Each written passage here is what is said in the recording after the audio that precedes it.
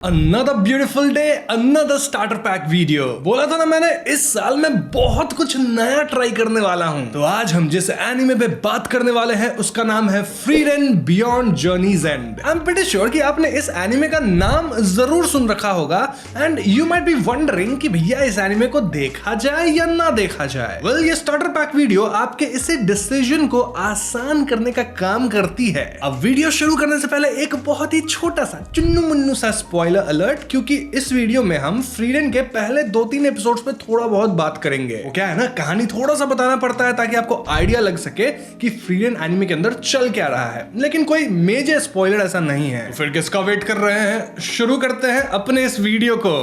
तो करना, परेशान हो गए हम लोग 2.5 साल से। तो यूजुअली एक एनिमे में क्या होता है, हमारा एक हीरो होगा, उसकी टीम बनेगी एंड देन वो एक मेन विलन से लड़ेंगे और बहुत मजा आएगा हमें। वेल, फ्रीडन में भी ऐसा ही कुछ है, जहां हीरोज की टीम तो है, एकदम मस्त है, लेकिन फ्रीडन की कहानी शुरू वहां से होती है जहां अपनी ये हीरोज की टीम जो है ना, वो विलन के यानी कि मेन जो विलन है उसको ऑलरेडी हरा चुकी है।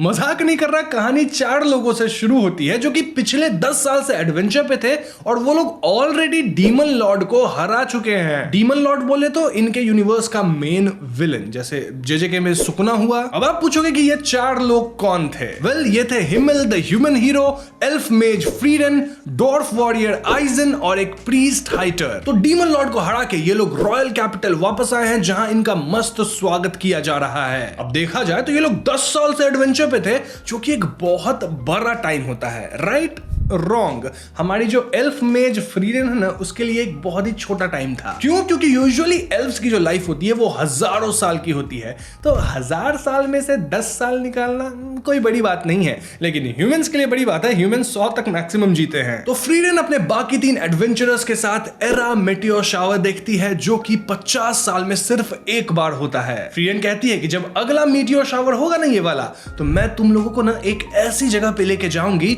जहां से ये वाला मीटियोर शावर सबसे खूबसूरत दिखता है। तो इसके बाद फ्रीडन इस टाउन से चली जाती है और कहानी में आता है सीधा 50 साल का टाइम स्किप।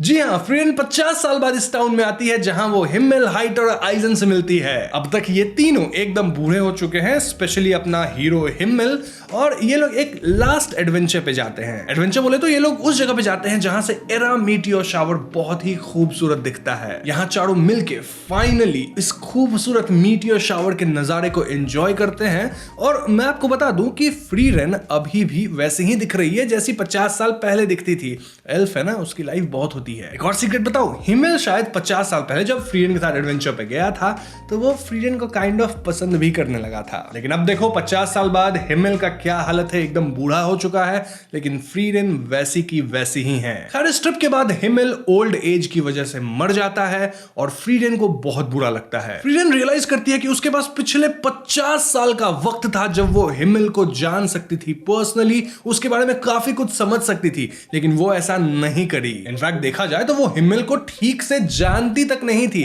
बस 10 साल उसके साथ एडवेंचर पे गई थी क्योंकि वो उसका काम था। इसलिए फ्रीडन डिसाइड करती है कि अब से वो ह्यूमंस से ज्यादा इंटरैक्ट करेगी, उनके इमोशंस को समझने की कोशिश करेगी और इन जनरल उसका अप्रोच ह्यूमन के टुवर्ड्स अब चेंज होगा। अब यहाँ फिर से 20 साल का टाइम स्किप आता है।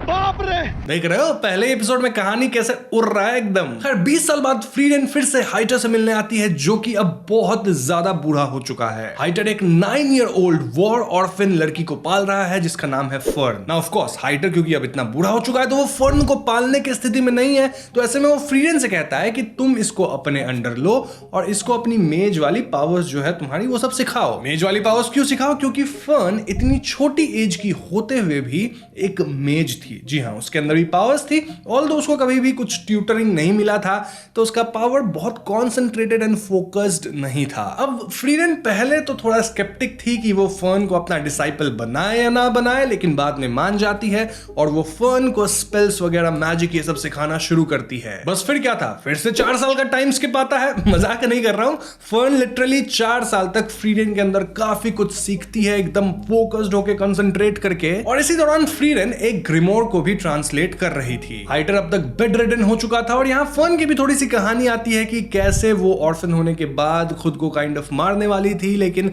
हाइटर ही उसे बचाया था, रोका था और फिर खुद पालने लगा था। खैर इसके बाद होगा क्या, हाइटर भी मर जाता है और अब फर्न और फ्रीडन एक साथ है जो कि अपने जर्नी पे निकल जाती है। बाय द वे यहाँ मैं आपको एक बात क्लियर कर दूं कि फर्न एक ह्यूमन है, भले ही मेज है लेकिन ह्यूमन है, तो उसकी लाइफ फ्रीडन जितनी लंबी नहीं होगी। तो यहां से कहानी है फर्न और फ्रीडन पे फोकस करती है, जहां ये दोनों अलग अलग एडवेंचर्स पे जा रहे हैं। लाइक कभी ये लोग हिम्मल द हीरो की एक मूर्ति को साफ करते हैं जिसे एक गांव में स्थापित किया गया था और उसके आसपास ब्लू मून वीड फ्लावर लगाते हैं। तो कभी ये लोग लिटरली बीच साफ करते हैं, वो भी महीनों तक। जैसे कभी कभी ये लोग कुछ सील्ड मॉन्स्टर से भी लड़ते हैं जिसको अपने एडवेंचर के दौरान इन्होंने सील करके रखा था। और इन्हीं फर्न और फ्रीडन के एडवेंचर्स के दौरान हमें कुछ झलकियां भी मिलती हैं जब ये चार लोग यानी कि हिम्मेल, फ्रीडन, आइजन, ये लोग जो थे वो लोग मिलके 10 साल तक डीमन किंग से लड़ने के लिए एडवेंचर पे गए थे। हाँ, वो सभी थोड़ा बहुत दिखाया जाएगा आपको। वैसे में जैसे जैसे कहानी आगे बढ़ेगी आप ना सिर्फ फ्रीडन के बारे में जान पाएंगे बल्कि फर्न को भी जान पाएंगे, साथ ही हिम्मेल को जान पाएंगे, हाइटर को जान पाएंगे, आइजन को जान पाएंगे। वैसे यहाँ आपको कुछ नए कैरेक्टर्स भी देखने को मिल सकते हैं जैसे कि स्टार्क, फ्लैम इत्यादि। वैसे स्टार्क और फ्लैम नाम थोड़ा सुना सुना लग रहा है। निकोलस फ्लैमेल से फ्लैम हो गया काइंड ऑफ, वो भी मेज था इसमें।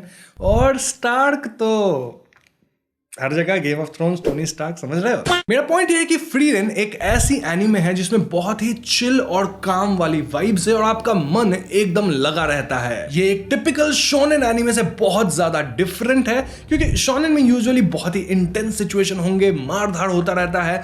यहाँ एकदम उल्टा है, काम सिचुएशन, मारधाड़ भी होगा तो बहुत ही शॉर्ट रहेगा एंड सब कुछ बहुत ही आराम से चलता है। इनफैक्ट टाइम स्किप भी 50 साल का, 20 साल का, महीनों का एक साथ आता है। लिटरली पहले एपिसोड में 70 साल का टाइम स्किप था और अब जब फर्न और फ्रीडन साथ है ना तो एक एक जगह पे, एक एक टाउन में ये लोग महीना महीना रह जाते हैं। इसलिए कह रहा हूं कि फ्रीडन को देखना एक बहुत ही डिफरेंट एक्सपीरियंस है लेकिन एक बहुत ही ब्यूटीफुल एक्सपीरियंस है। तो मेरी तरफ से मैं हाईली रिकमेंड करता हूं कि भैया आप लोग फ्रीडन को जरूर देखिए।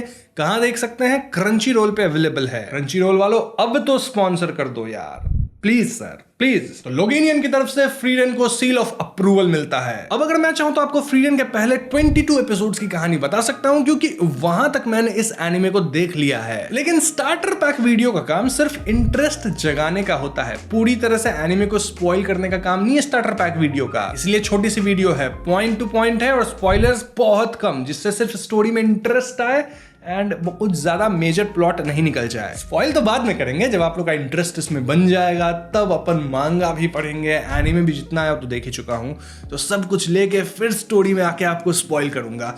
वो काम में तो मैं एक्सपर्ट हूं ही। बात तो सही है। वो क्या है ना, हम लोग मांगा वाले लोग हैं, फटक से मांगा पे स्विच कर जाते हैं, पूरा कहानी पढ़ लेते हैं और फिर स्पॉइलर देते हैं। इसलिए अगर आपको फ्रीडन में इंटरेस्ट है तो भैया मुझे पता चलना चाहिए कि आपको इंटरेस्ट है। पता कैसे चलेगा? अगर इस वीडियो पे 20 के लाइक्स आते हैं। हाँ, तो वीडियो को लाइक करना एकदम मैंडेटरी है, साथ ही अपने दोस्तों के साथ शेयर करना, उनसे भी लाइक करवाना। 20 के जैसे ही लाइक्स पूरा होगा, ऑलरेडी मैं बहुत सारे टॉपिक्स बना चुका हूं इस एनीमे पे जिसपे मैं वीडियोस बनाऊंगा, धड़ाधड़ वो वीडियोस रिकॉर्ड करना शुरू कर दूंगा। बस इंतजार है 20 के लाइक्स का। बार बार बोल रहा हूं लेकिन कर दो। और लगे हाथों जब नीचे जा ही रहे हो तो ट्विटर पे, डिस्कॉर्ड पे, इंस्टाग्राम पे, इन पे ही फॉलो कर दो और चैनल को सब्सक्राइब भी कर लेना। सबसे जरूरी वो है बेल आइकॉन भी दबाना, और पैसा बहुत है तो ज्वाइन भी कर लो, ठीक है। I will see you guys in next one. Peace out.